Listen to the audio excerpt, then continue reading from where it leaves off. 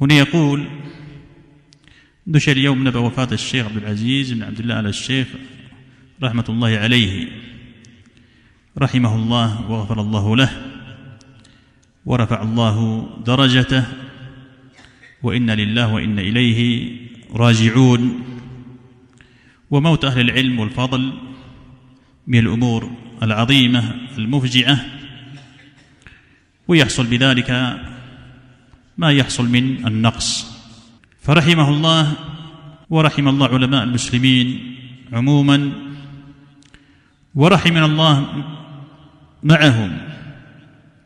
والنبي عليه الصلاة والسلام يقول: يذهب الصالحون الأول فالأول حتى يبقى حفالة، أو قال حثالة، كحثالة الشعير والتمر، لا يبالي بهم الله باله.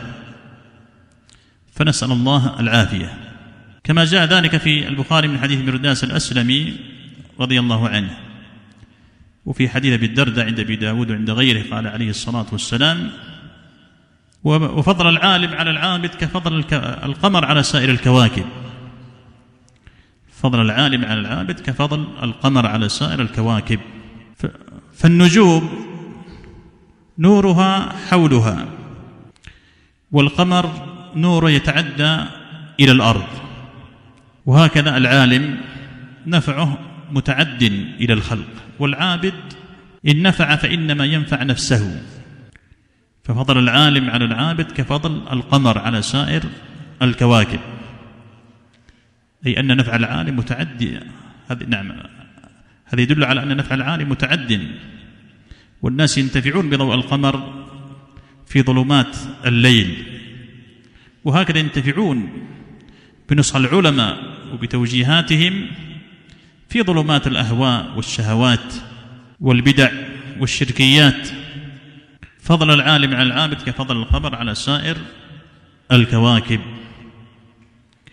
وفي حديث عبد الله بن عمرو بن العاص في الصحيحين قال النبي عليه الصلاة والسلام: إن الله لا يقبض هذا العلم انتزاعا ينتزعه من صدور الرجال، ولكن يقبض بقبض العلماء، حتى إذا لم يبق عالما اتخذ الناس رؤوسا جهالا فسئلوا فأفتوا بغير علم فضلوا وأضلوا.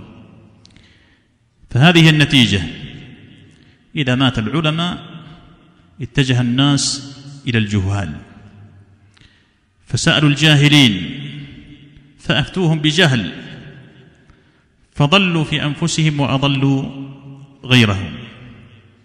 فرحمه الله ورحم غيره من أهل العلم والفضل، ونسأل الله سبحانه وتعالى أن يخلف بغيرهم من أهل العلم والفضل. إلى هنا والحمد لله.